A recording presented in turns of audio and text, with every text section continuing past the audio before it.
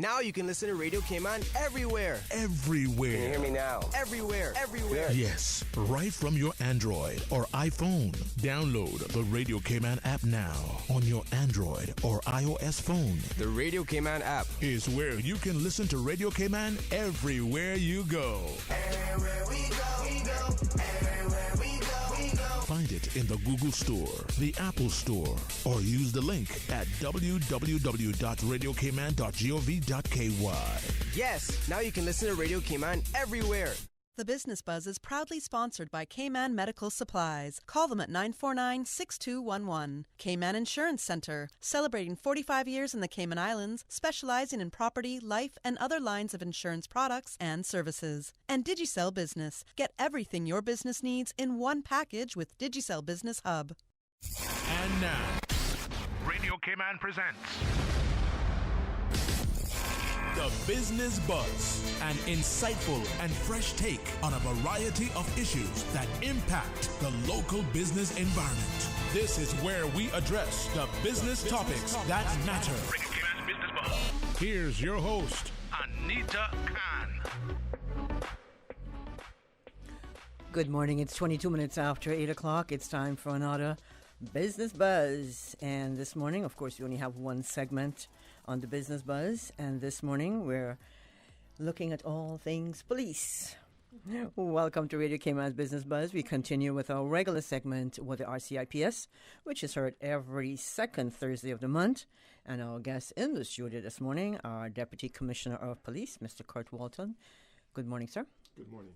We also have joining him, Acting Superintendent, Mr. Brady Banks.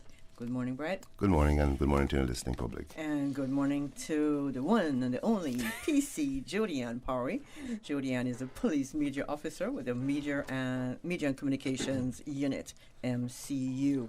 This morning we'll get an update on the current murder inquiry and the increase in violent crimes that have been taking place. And we'll learn more about Operation Quicker. That's a traffic operation that's in full swing. Once again, welcome and good morning, everyone. Good morning. Thank you for having us. It's been a quiet weekend. We don't use that word in law enforcement, but it's been fairly calm. Calm. Okay. Yes. And this morning we're going to touch first on Operation Quaker. And Jodianne, I know you guys were here the last time and discussing Operation Quaker. Just want to recap what Operation Quaker is all about. Operation Quaker is a traffic enforcement operation, but we don't just focus on the enforcement. We also wanted to focus on education as well, and so we have done a lot of media and social media posts around Operation Quaker, and we've put out weekly updates. But as for the reason that we started Operation Quaker, I'll hand that over to Mr. Brady Banks, who's in charge of the uniform branch and specialist operations, and he'll tell us a little bit more about that. Yeah, thank you, Jody. Yes, Good morning again, Anita. Good morning. Operation Quaker commenced on 20th of May this year, and it was as a result of a number of serious and fatal accidents that we saw happening on our roads. So we took the initiative to, one, educate the public, show some high visibility, and then do some enforcement. So since May 28th, we have arrested over 50 persons for driving under the influence,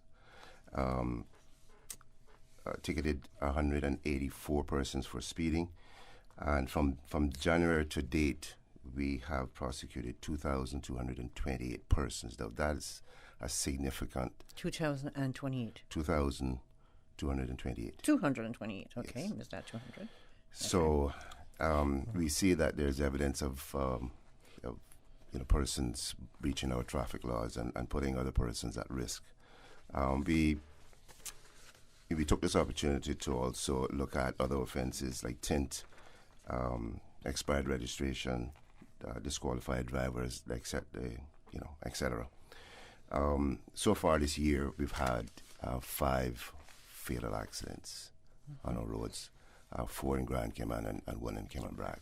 So all those are very, very unfortunate, and that's what we're trying to curtail, that we're making sure that our roads are safer for the public to use.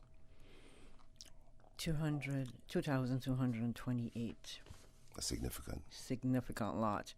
In case you're just joining us, you're listening to the Business Buzz. This morning we're speaking with RCIPS. We have in the studio, you just heard Acting Superintendent, Mr. Brady Banks. We have alongside him Deputy Commissioner of Police, Mr. Kurt Walton, and of course PC Julianne Parry, Police Media Officer. Thanks to our sponsors this morning of the Business Buzz, Cayman Insurance Center, Health City Cayman Islands, and Cayman Medical Supplies. Now, we know why Operation Quaker was established. Who is being targeted?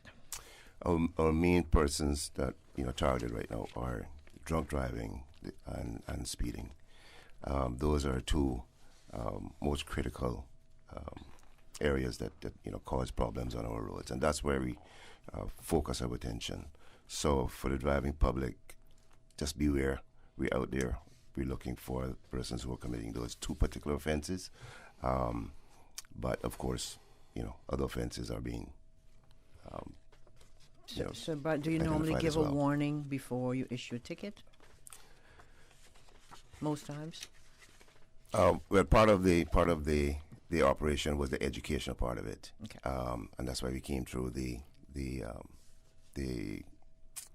media outlets to let the people know what we will be doing, and sort of. So this is basically a warning, not yes. a warning, but well, yeah, to it educate is you, education. Of course. Right. It is education and a warning at the same time. Okay. To get there, if you drink, don't drive. If you drive, don't do so while you're drinking. Don't speed. We partnered with NRA. I'm not sure if you all would have seen some of the digital signs on the road.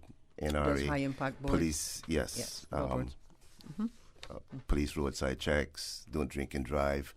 That seemed to have put a different spin on the operation as well. That was something that we never used before. So we're grateful to NRA for coming on board with us with that as well. Okay. So what are some of the methods that you use when you're applying this traffic initiative? Roadblocks? Yes, we initiate vehicle checkpoints at various locations. Okay. We know where the problem areas are, and we focus on those areas, and as well as key times. When the liquor license premises are closing, that is the times. And then we look at the stats and see, when these accidents are taking place and where they are taking place. So it's all around, how we can strategically focus on times and places. So it's not a particular time. It could be any time. It could be weekend. It could be Monday evening. It could be Tuesday morning. Is that? Well, we see that the weekends are busier. And one thing I would like to add as well is that we see now that Sundays have become extremely busy on our roads, whether it's speeding, and in the evenings, drunk driving. We have people who are going out there partying, and whether it's by boat or at the liquor license premises. So for the last few weeks, we've actually started to focus on Sundays as well, not only the nighttime economy of persons that are, driving drunk at night or speeding at night. That's amazing, Brad, yes. Because Sunday's a quiet day. Supposed to be. Everybody just driving along and just yes. checking out the chickens and just driving Miss Daisy on a Sunday. But now we have speeding. Yes. And why would that be on a Sunday, in particular? I wish I could say. Is it because of more brunch happenings and people going out and just having a good time? That is a contributing factor, because some of our targeting efforts was around those brunch hours, but we see that later into the evening as well. People traveling out into the eastern districts, people going partying on boats, coming back. So that was part of our focus as well. So we just wanted to make the public know that we're not only looking at weekend nighttime, but it's the entire weekend that we're looking at as well. And that doesn't mean that they must go out and drink Monday to Thursday either. Well, you know what? At least I feel safe knowing the RCIPS is doing their job. I feel safe. Now, will Operation Quaker continue for the remainder of the year, or will there be another operation or other operations down the pipeline? It will continue. We certainly feel like we've made an impact, and we don't want to take our finger off the pulse at this time. So we will continue as long as we can. Okay. That's good to know. Now, how will the RCIPS continue to reinforce that message that drunk driving and excessive speeding are unacceptable on our roads? I think through our PR department, and we will continue. I think persons would have noticed that even before Operation Quaker was launched, that they would have observed our vehicle checkpoints on weekends. It's just that now we've made it an official operation to say, okay, we brought in extra resources to make sure that we have the ample resources to manage Operation Quaker and at the same time respond to calls for service for the community. Okay. And just to add, I think that repetition is key when it comes to any kind of crime prevention. Just repeating the message so that it doesn't get lost. And that people are reminded regularly that of what they should be doing. Okay. We haven't heard from Deputy Commissioner of Police, Mr. Kurt Walton, as yet.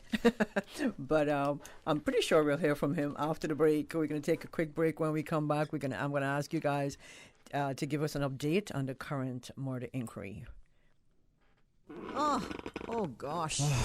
Don't let the stress of taking care of loved ones get you down. Home care, now made easier with K-Man Medical Supplies. 100% Caymanian owned. K-Man Medical Supplies now stocks a wide range of home care supplies. Hospital beds, all types of wheelchairs, including beach access wheelchairs, lifts, commodes, shower chairs, walkers, Curad brand orthopedic supplies. Free blood glucose monitors with the purchase of 1 pack of test strips, blue underpads, and a whole lot more. Need home care convenience? Drop by K-Man Medical Supplies at 93 Smith Road, Windward Center, or call 949-6211. Free delivery. Open 9 a.m. to 5 p.m. Still delivering island-wide for your convenience. Health City is now open at Camana Bay, offering a wide range of specialties at our state-of-the-art Camana Bay Clinic. We are here to help you save time and feel better. We are open weekdays, weekends, and evenings for your convenience and are dedicated to reducing your wait time while improving your health. Friendly staff, expert care, lab services, and diagnostics in one convenient location from the hospital you know and trust. Health City at Camana Bay, within your reach.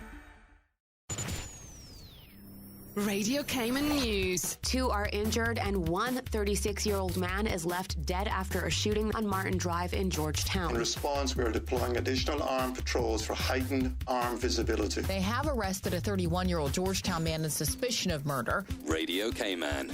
Your voice, your choice for today's biggest news. Business Buzz.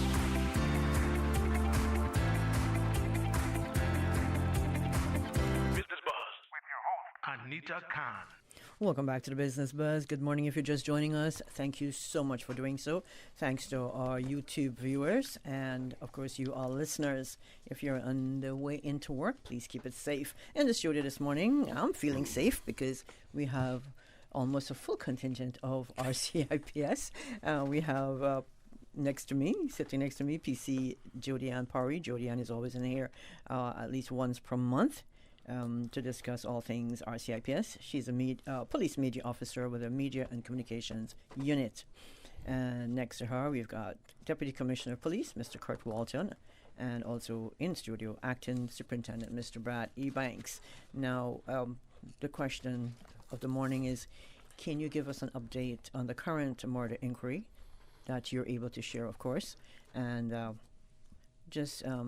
also an update on the increase in violent crimes that have been taking place recently? Sure. Unfortunately, we're here speaking about that, but I can just, as best as I can, give you a brief on, what we've done so far. Obviously, I can't go into every minutiae or all the details, but I can certainly say, as far as the murder inquiry and the triple shooting at Martin Drive on July 1st. We've made one arrest this week. We've recovered at least 2 vehicles of interest thus far. We've had a major incident room established. We've got at least 12 detectives in there, fully focused, full time on this inquiry. We are following a number of positive lines of inquiries, and with the hopes of that we're able to collect sufficient facts to be able to submit a file to the Office of the Department of Public Prosecution, Director of Public Prosecution. We are working around the clock all weekend since really day one, since this happened, throughout the long weekend, and that continues. And we continue to appeal to the public for any information that they may think is useful. There are times where people may have small amount of information they think is irrelevant, but no matter how small or how minutiae you think that may be, it could be important in breaking the case. We did a number of house-to-house inquiries within the Martin Drive, Miss Francis Road, that whole entire area there behind Funkatangs off of Shedden Road, house-to-house inquiries. As far as investigation goes in there, we are continuing to meet with that community and just given assurance. So that's pretty much what I can say thus far on the investigation. Okay, appreciate it. Are you also able to share with regards to the increase in violent crimes that have been taking place recently? Yeah, I could speak. Certainly if I just maybe just focus fully on the issue of gun crime thus far, and then I can move into the violent crime. So just really some stats on the gun crimes thus far for the year, and I'm starting from January to present.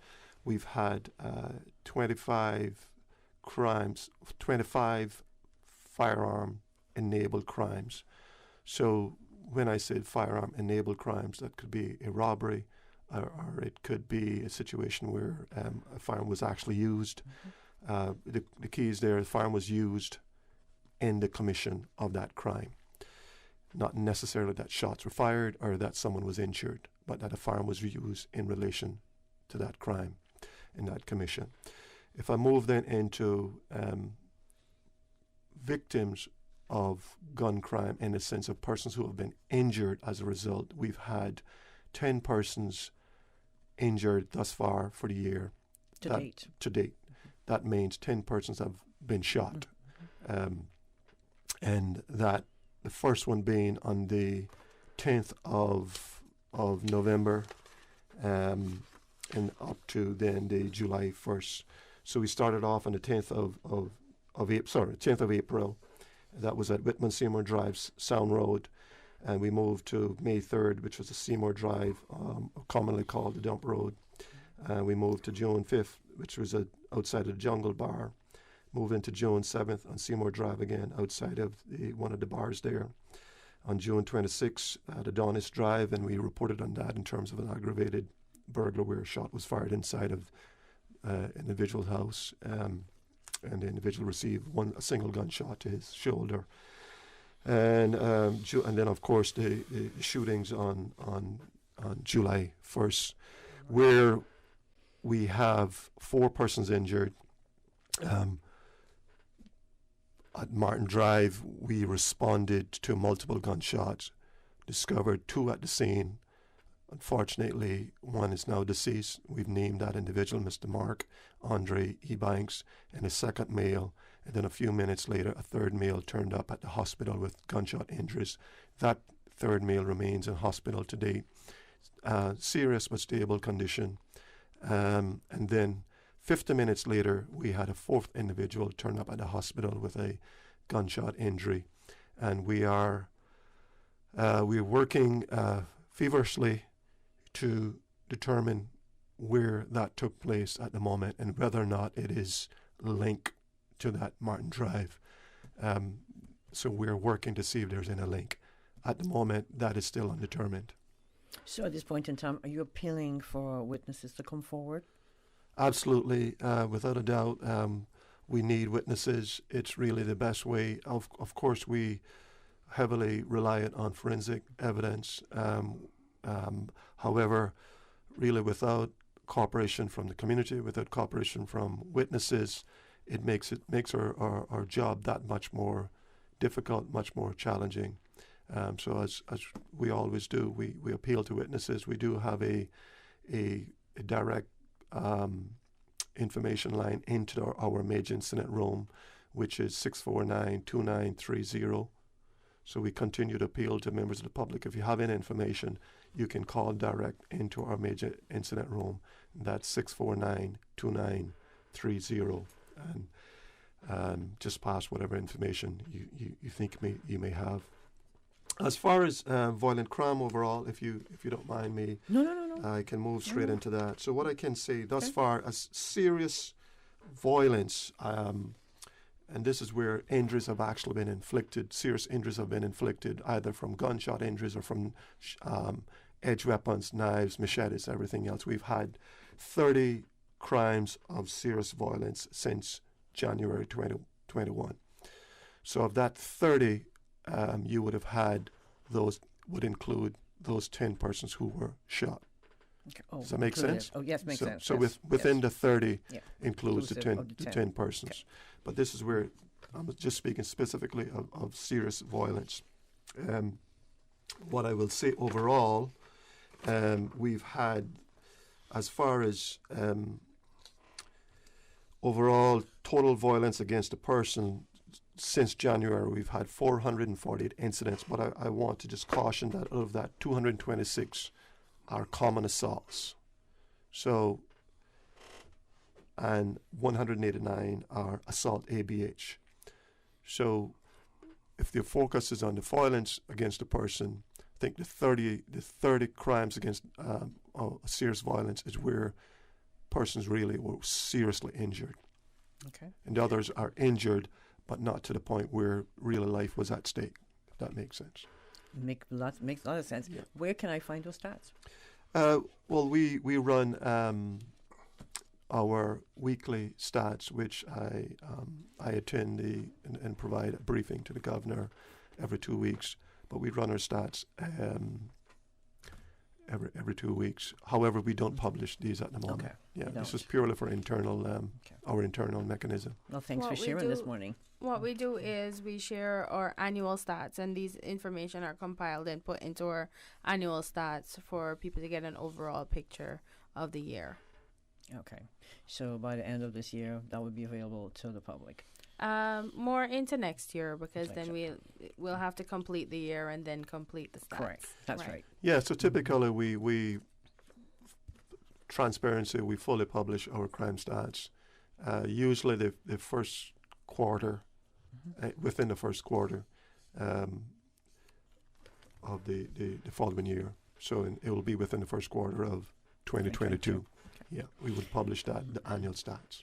Okay, we look forward to that. Now, relating to serious investigations, when the public hears that, you just mentioned it, a major incident room has been established. What does this really mean? Well, it's commonly called MIR, as we call it within policing world. And really what that is there's an established, what it does, it manages that whole investigation. So all information coming in, there is a mechanism in place to properly manage where that information is stored, how it is then actioned. So we have individuals, you have a MIR or a major incident room manager who manages this. You have persons assigned to managing the exhibits. You have individuals look at a forensic exhibit strategy. You have individuals then assigned, investigators assigned to the forensic investigation, the legwork in terms of going out, meeting with witnesses, taking statements. You have a team involved in the crime analysis around that, looking at telephony. So all of the data analysis. So really, it is a central hub where all information relating to that particular investigation is captured and then is streamlined in terms of how it's then disseminated to the various to the officers in there, and to make sure that we we gather best evidence. That would be my next question now, to share a little on the various units that pursue investigations into serious crimes, which of course will include offences likely to be heard by the Grand Court.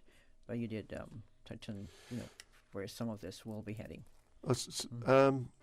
Well, typically a major incident room inquiry would involve, first of all of the detectives within the crime portfolio. So we would look at individuals who are currently attached within the general CID. For instance, you'll have individuals attached in the forensic side, the scenes of crime side of it.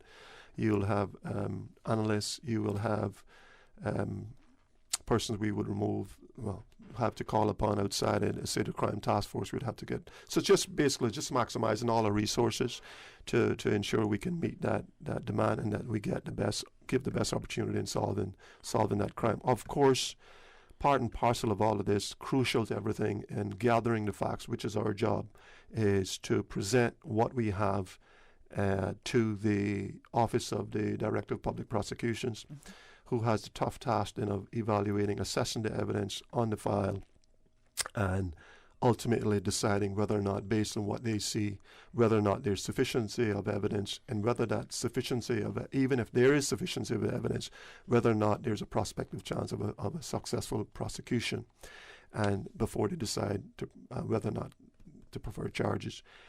There may be some missing, maybe some gaps in the evidence, and they would get back to us and say, look, we think you need to do, but we need something more before we can make a decision. So we'll come back and have a look at that. So basically, he has like a guideline for you guys. With regard to solving crime. Yeah, well, at the end of the day, all we do as the investigators are just, go there. We're fact finders. We go look for the facts. And that means really on turning every stone, and perhaps every pebble, on turning every pebble, looking for the facts, gather the facts, put that in a way that is, you articulate that in a way that the person reviewing the file can read those facts in a clear, concise manner to be able to understand what the evidence is, so that it helps to make that decision. Okay. Thank you, Deputy Commissioner. We're going to take a quick break. That's a lot for me to take in as one so young.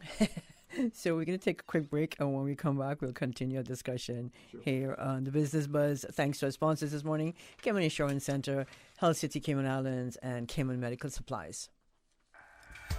Health City is now open at Camana Bay, offering a wide range of specialties at our state-of-the-art Camana Bay Clinic. We are here to help you save time and feel better. We are open weekdays, weekends, and evenings for your convenience, and are dedicated to reducing your wait time while improving your health. Friendly staff, expert care, lab services, and diagnostics in one convenient location from the hospital you know and trust. Health City at Camana Bay, within your reach.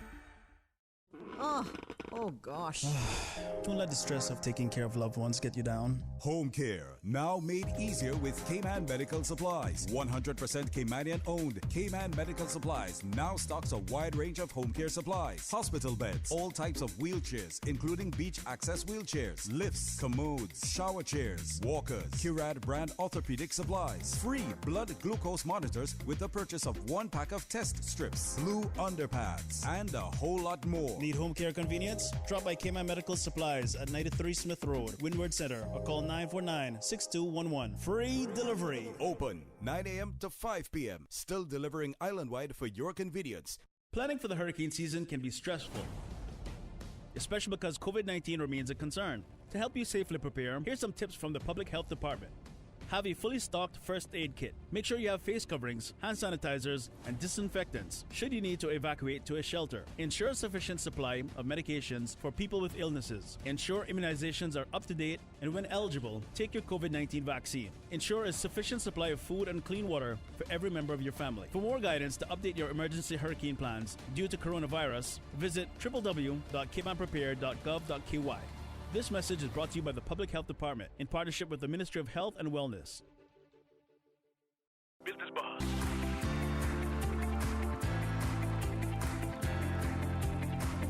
Business Buzz with your host, Anita Khan.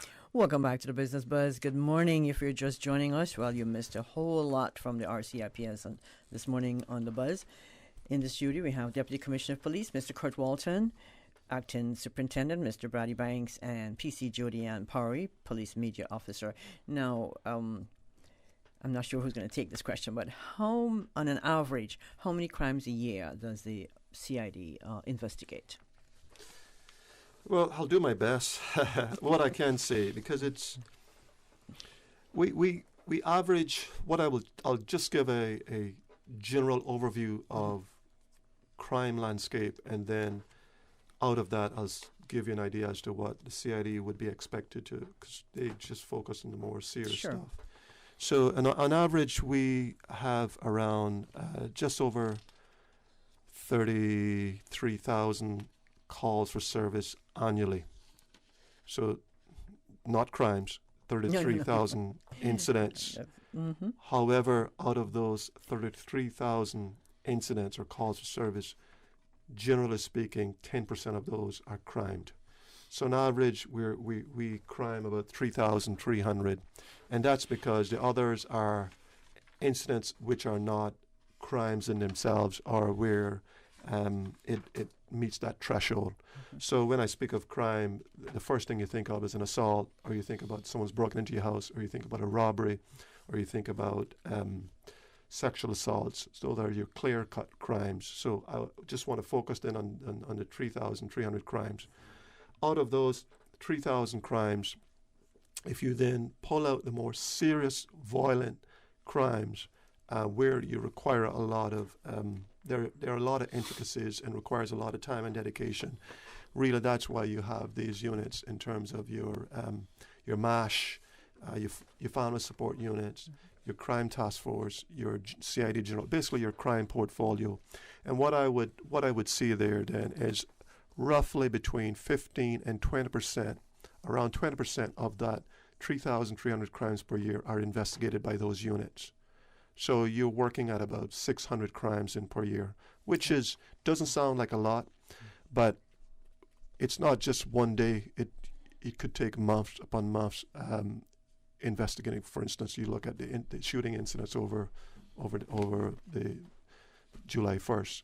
That in itself, you've got 12 detectives fully focused on that, and it's a lot of work going into it. So my average, I would say, is around 20% of that 3,300 crimes per year is what I would say the general crime portfolio would be investigating. Okay. Wow.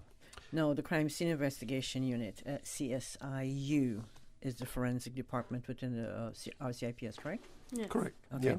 Can you tell us what are tasked to do, and what is involved in a murder investigation? It's a lot of work, and the public, especially me, I want to know, what is involved in a nutshell.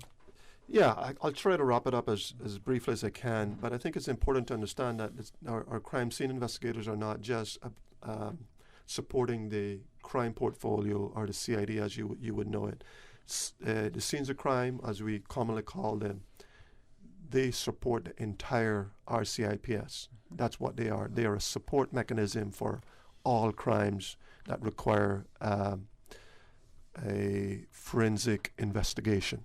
So out of earlier I mentioned the 3,300 crimes that we average per year, they support all of those crimes investigations. Now, what I would say, their basic remit, really, obviously attending the scene, but the basic remit of them would be collection of evidence at the scene, ensuring the forensic integrity of exhibits, crucial. And I know we spoke off here earlier about creating reasonable doubt at court, but that's crucial in terms of that forensic integrity of those exhibits, and moving right in then, because it all has to do with part and parcel with the chain of custody of those exhibits. Because if you create that, you create a reasonable doubt during a trial about the chain of custody of the exhibit, it immediately puts, and you are reliant on the evidence through your forensic the exhibits that you have before the court. Your whole entire case then is pretty much going to be rendered inadmissible.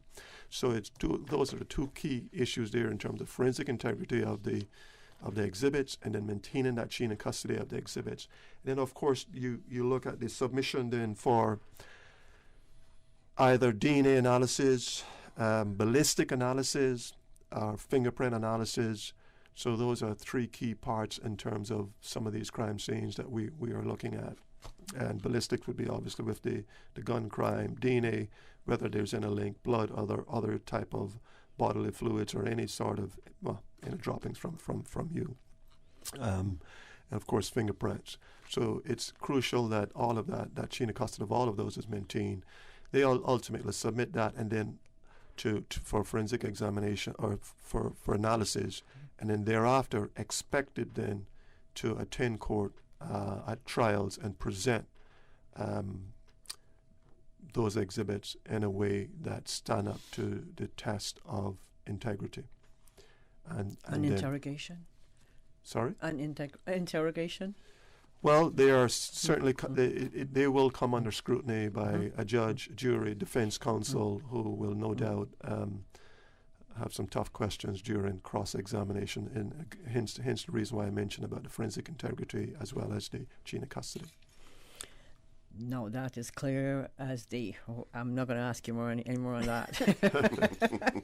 Now, generally, what are some factors that can contribute to an increase in violent crimes, especially here in the Cayman Islands? So, I think we've all certainly benefited last year when we had and I certainly don't want to give the 3 months of lockdown all the credit, but it's certainly benefited. And we saw some of the evidence of that, where you've had 3 months of lockdown where literally, well, it was curfew at nights and nothing was happening on the streets.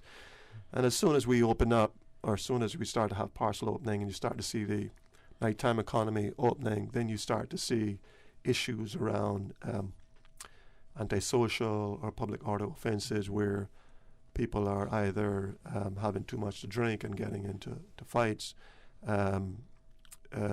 You then see issues about alcohol there in terms of the fights. You see then, certainly with the gun crime, you have now individuals who will commit a robbery using use of a gun. You have individuals who then have gang feuds and find that the need for a gun is the way to solve their problems without being able to rationalize. So what I would say at the moment, certainly what we're seeing, some of the violence or issues fueling some of the crime, obviously with the issues in the nighttime economy, looking at the public order offenses around drink and antisocial behavior. Some of the feud we're seeing at the moment with the gun crime in terms of the gang feud, and then we have domestic violence. Although that's down at the moment, that then reemerges itself because individuals are, again, when you look at the nighttime economy, going out drinking, coming home, and creating issues within the home, and that's primarily what I would say some of the main causes at the moment. What I will say, certainly, I want to make this message very clear, because despite what we may think, there is an insatiable appetite. I'll repeat that. There's an insatiable appetite for guns in this country. And that could be for a number of reasons, whether individuals feel they need a gun to protect themselves, to enable a firearm-related crime, or to just have it as a way to, I suppose, to boost themselves up, to look the part. But there is that insatiable appetite, and perhaps let's go as far as saying unquenchable thirst for firearms in this country by individuals who should not be in possession of firearms. I'm going to go off a ledge here and ask you, what are we doing to curb any sort of illegal importation of firearms into the Cayman Islands? Well, certainly if you look at our strategic policing plan, I mean, it's the key there is that we need to understand the threat. Mm-hmm. Understanding the threat, first thing, decides how we then focus our police, what those priorities in terms of, where do we police, where do we see the issues are. Then we look at securing our borders, and that's a big issue for us. Ensuring safe communities, then delivering professional police service. Getting back then, looking at understanding a threat, that's going to rely heavily upon intelligence in terms of what is intelligence picture, what is that painting right now? Where does it say that how farms are coming into the islands? You will see, as far as securing our borders, we've had several successful operations on maritime interdictions. I know most of which was recovered were drugs. What we don't know is within that those drugs or items being tossed overside, how many guns are actually going into the water? Because where they're being dumped, it's too deep to dive. And we, certainly all intelligence suggests that guns are coming through that route and they're kept nearby. And as soon as, if there's an interdiction, they're easily dumped. So we know that's one avenue. We've actually seized guns through that avenue, through the maritime route, in terms of the smuggling of marijuana into the country. And we're looking at other options in terms of how else are they coming in. We were working in collaboration with our CBC partners and looking at whether that's an avenue, because we've seen in the past, 12 years ago, I think it was 08, 09, we worked in collaboration with the CBC overseas partners, where we saw, recognized at the time we had several guns were coming in through, smuggling through the port, and we were able to jump on top of that fairly early, stop that, and recovered 3,000, I think, rounds of ammunition, plus 17 handguns. But that was 12 years ago. So whether or not that is another avenue being exploited again, we will certainly need to look carefully at that. But we are not a manufacturing we have no manufacturers of guns. There's no individuals here that make guns, so we know that they're coming in from overseas, and so we're looking carefully at how these individuals are being very smart in terms of smuggling guns into the country. Wow, I learn something new every day in this program. Every time I sit in this chair, I learn something new. Mr. Walton, thank you so much for your candid answers and for all that information that you imparted this morning. Hope our listeners appreciate what you had to impart. Also to Mr. Brad Ebanks. Brad, thank you. And also to PC Jodianne Powery. Jodianne, thank you so much. It's a pleasure to have you guys in the studio. Anything you want to leave with our listeners? I just want to remind everybody about downloading our mobile app. You can also use our mobile app. It has a submit a tip function on there, and you can submit your tips anonymously, as well as you can leave information in the event that you want to get a feedback on the tip that you submitted. You can submit media files through as well. So if you have photographs or videos of incidents specifically relating to the murder, I want to encourage everyone not to share any pictures or videos that they have. But if you do have them, you can submit them anonymously to us. They may be able to assist our investigation.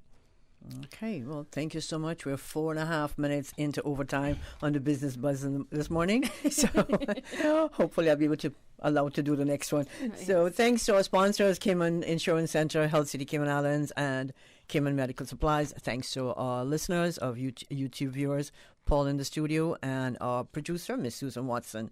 Thank you so much. Have a wonderful and safe Thursday. And, of course, we've had RCIPS, and I feel safe. Very safe leaving the studio. Thank you so much. Thank you. Thank you for having us. The Business Buzz is proudly sponsored by Cayman Medical Supplies. Call them at 949-6211. Cayman Insurance Center, celebrating 45 years in the Cayman Islands, specializing in property, life, and other lines of insurance products and services. And Digicel Business. Get everything your business needs in one package.